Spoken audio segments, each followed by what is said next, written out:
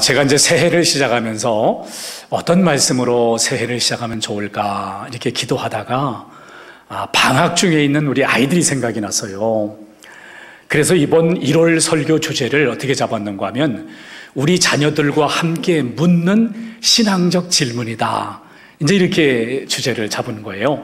이렇게 주제를 잡는데 도전을 준 사람이 있어요. 영국의 독일의 튜빙겐 대학의 프리드리 슈바이저라고 하는 사람이 어린이에게도 종교적 권리가 있다는 거예요. 그래서 어린이 종교 권리라는 책을 썼는데 이걸 감신대의 손성현 교수가 어린이의 5가지 중대한 질문이라고 하는 제목을 좀 약간 바꿔서 책을 냈습니다. 여러분 어떠세요? 자녀들과 함께 신앙생활에 대해서 많은 대화를 나누시나요?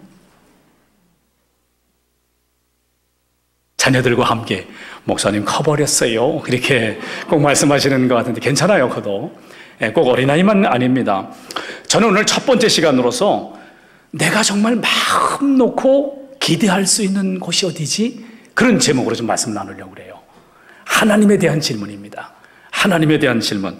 아마 그러면 여기 가운데 사람들이 그렇게 생각할지 모르겠어요. 목사님, 내가 어른이지만 내 신앙도 내가 확고하지 못해가지고 내 신앙 지키기도 힘든데 어떻게 이 신앙적인 이야기를 자녀들과 함께 할 수 있겠습니까? 그런 얘기를 할 수 있는 사람이 있을지 모르겠어요. 시간도 없다 그러고 능력도 없다 그러고. 근데 여러분, 시간이 없으면 없을수록, 능력이 없으면 없을수록 더 서로 배워야 될 줄로 믿습니다. 아이들만 배우는 게 아니에요. 부모도 배우는 거거든요. 여러분, 신앙은 관계 속에서 자랍니다.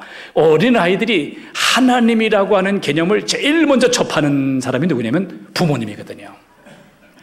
그 부모님을 통해서 부모님의 그 자기를 보호해주는 그런 보호하심, 그리고 부모의 그 따뜻함, 자기를 품어주는 그 따뜻함, 이런 것들이 하나님에 대한 이미지를 만드는 거거든요.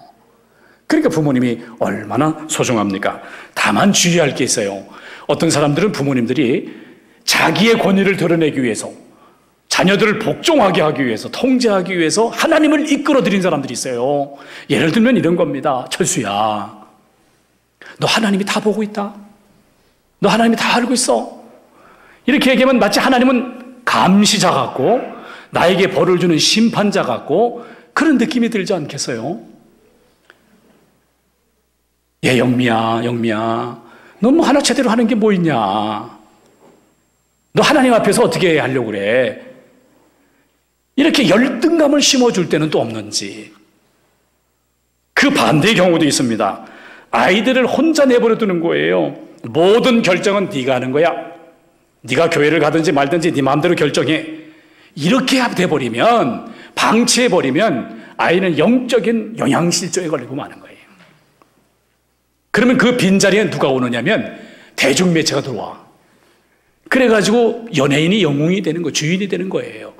뿐만 아니라 이상한 신비주의적 세계관에 빠져요. 여러분 혹시 지금 유치원에 다니거나 1, 2학년쯤 아이들을 부모들에게 한번 물어볼게요. 신비 아파트라는 영상을 보셨나요? 신비 아파트. 신비 아파트라는 영상을 보니까 세상에 도깨비와 귀신이 그렇게 많이 나와. 여러분, 제가 조회수를 보니까 200만이에요. 200만. 우리 아이들이 그런 거 보고 있어요. 머리카락 속에 숨어있는 귀신, 스마트폰에도 숨어있는 귀신. 너무 많아요. 사람들이 지나가는 그림자 속에 있는 귀신. 아니, 애들이 자라면서 얼마나 공포 속에서 자라겠어요? 얼마나. 아이들은 아직 스스로 결정할 수 있는 그런 준비가 안 돼 있어요. 부모의 도움이 필요합니다.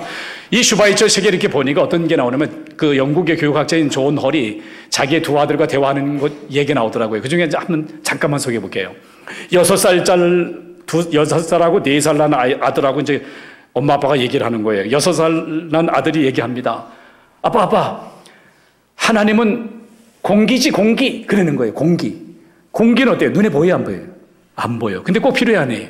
그 아이가 나름대로 하나님은 공기라고 생각한 거예요. 그랬더니 아빠가 뭐라고 얘기 대답하는가 하면 하나님은 공기가 아니야. 하지만 조금은 공기와 같아. 그랬더니 4살짜리 나리가 하나님은 천장이 천장이야 천장? 하나님이 높다고 생각했나 봐. 높은 곳에 있으니까 그렇게 생각했나 봐요. 그랬더니 아니야, 하나님은 천장이 아니야. 그런데 조금은 천장 같아. 여러분 어떻습니까? 뭐뭐 같다라고 표현을 하지만은 하나님의 그 신비로움을 다 설명할 수는 없지만 뭐뭐 같다라고 설명을 하면서 부모가 자녀를 하나님께로 이끌어 주려고 하는, 하나님과 맞닿게 하려고 하는 그런 모습을 볼 수 있잖아요. 여러분 어떻습니까? 자녀들이 부모를 생각하면 여전히 그리움이 있고 부모를 생각하면 희망이 있고 따뜻하지 않아요? 근데 그 반대일 수도 있습니다. 부모를 생각하면 두렵기도 하고 실망스럽기도 한 부분도 있는 것입니다. 여러분과 제가 성경의 이야기를 통해서 부모와 자녀, 하나님과 우리의 관계에 대해서 대화도 나누고 하나님도 알 수 있는 그러한 하나님 백성들이 되기를 원합니다. 여러분 힘이 드시면 어디를 보세요? 요즘 사람들은 힘이 들면 스마트폰을 본다고 그러더라고. 지난주에 여기 특전사 군종 참모님하고 함께 교제하는 시간이 있었어요. 제가 물어봤습니다. 요즘에 군대 스마트폰 어떻게 합니까? 그랬더니 풍경이 달라졌어요. 이제 낮에 근무할 때는 스마트폰을 못 보는데 일과가 끝나고 저녁 때부터는 볼 수가 있대요. 요즘 군대가 그렇더라고. 그러니까 좋은 면에서 보면 간부가 감독하는데 그렇게 어려움이 없어. 전부 다 고개 숙이고 있으니까. 따지도 안 해. 딴 데 갈 생각도 안 해. 근데 조금 부정적인 면으로 본다면 여러분 군대는 단결입니다. 개인적인 게 아니에요. 그리고 거기는 충성만 있어요. 명령이 떨어지면 무조건 가야 되는 거예요.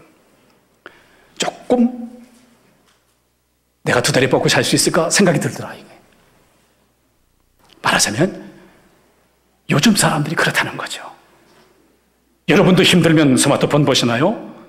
아니면 친구를 찾나요? 책을 찾나요? 많은 사람들이 힘들면 밤하늘의 별을 본다고 하더라고요. 그게 그럴듯한 게 이 세계의 국기를 보게 되면 국기의 반은 그 국기 안에 별이 들어있대요. G2만 볼까요? 그 강한 나라 중국에도 별이 5개나 들어있어. 국기에, 그죠? 미국은 50개나 들어있어요. 별이. 사람들이 이 별을 그리워하는 거예요. 뭔가 내 삶의 원천으로서의 별을 그리워하는 거예요.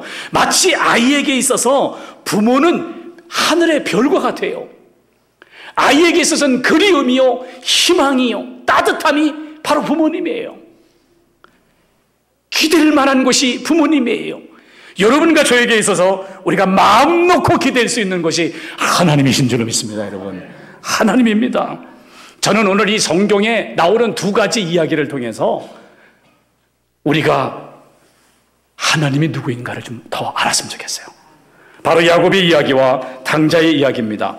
여러분, 야곱의 이야기를 아이들과 한번 나눠보세요.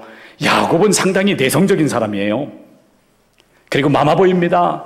엄마가 시장 가면 시장 따라가고, 부엌 가면 부엌 따라가고, 장독 가면 장독 따라가고, 엄마 떨어지지 않는 아이예요. 집안에만 있어요. 그런데 굉장히 욕심이 많아요. 그래가지고는 형도 속이고 아버지도 속이고 축복권을 가로채가지고 형이 분노가 나가지고 이놈 죽인다고 그러니까 도망을 가요. 성경에 보니까 부엘세바에서 바다나람으로 도망을 가는데 거리가 이게 보통 거리가 아니에요. 다른 나라니까. 어머니의 고향으로 가는 거예요.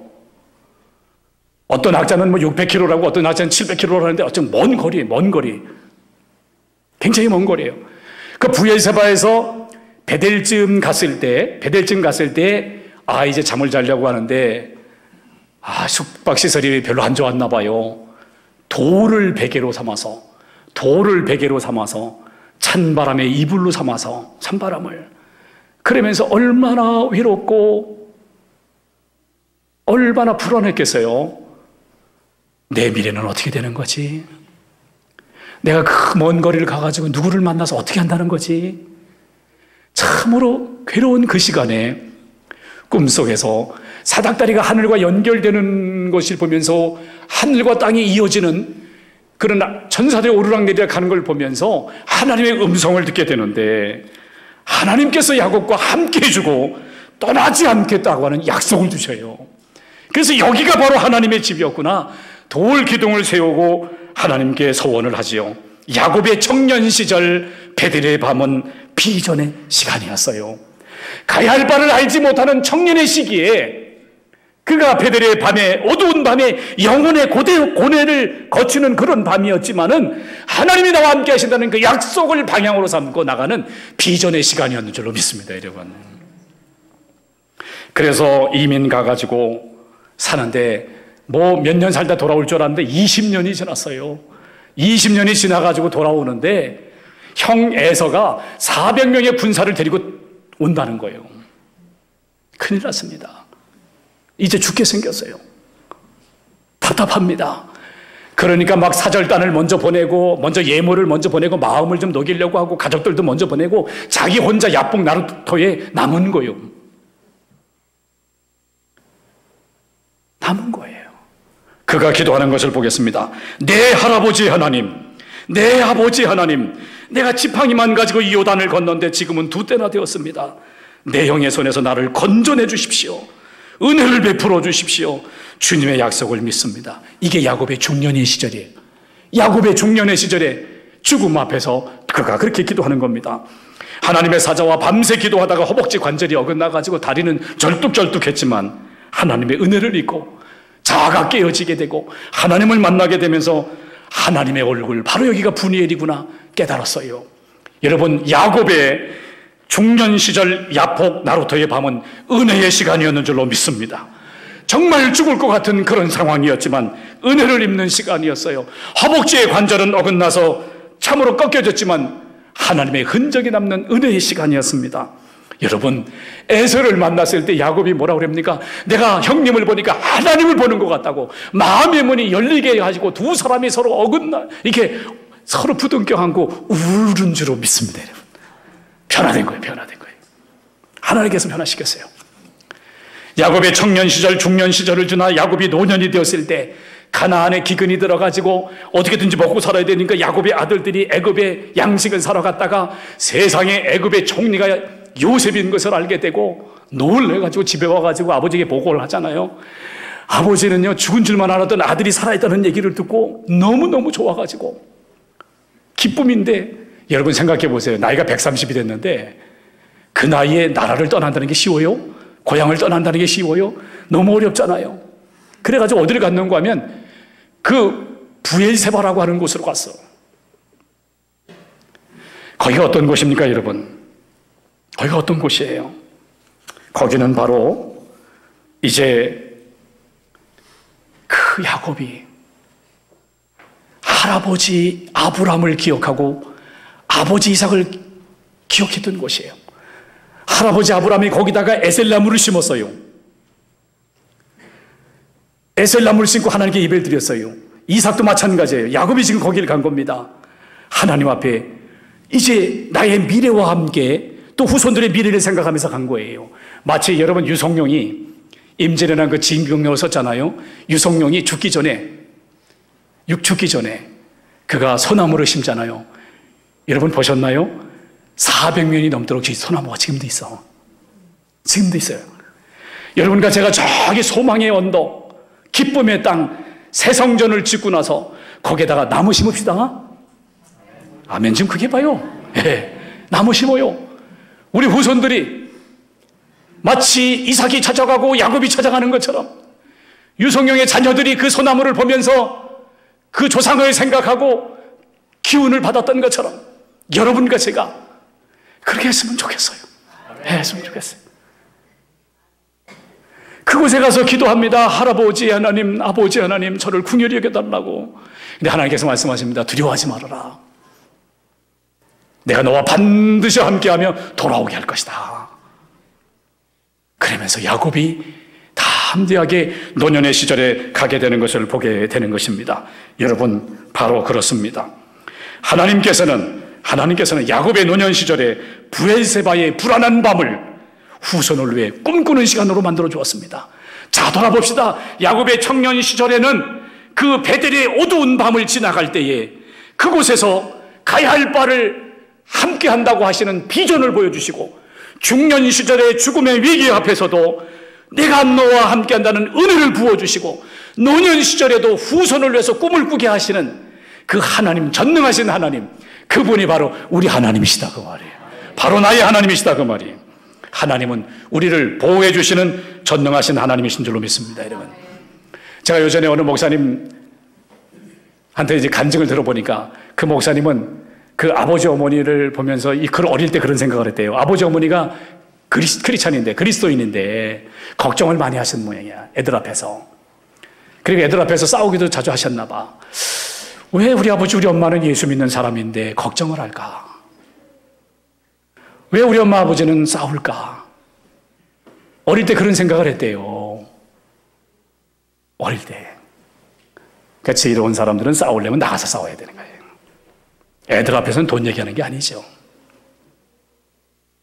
그러면서 그 목사님이 그런 얘기를 하더라고요. 애들이 이렇게 얘기했으면 좋겠대. 한번 들어보세요. 엄마, 아빠, 저는 우리 집이 부자인 줄 알았어요. 이렇게 얘기했으면 좋겠대.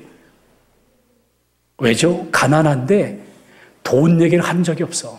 걱정한 적이 없어. 애들 앞에 싸운 적이 없어. 하나님이 살아계심을 믿었기 때문이죠. 혹시라도 여러분, 우리는 어떻습니까? 우리가 자녀들 앞에서 싸우는 모습을 보이거나 걱정하는 모습을 보이거나 늘 남 얘기하는 모습을 보인다면 우리 아이들이 그렇게 얘기할지 모릅니다. 엄마, 아빠, 나 하나님이 안 계신 줄 알았어.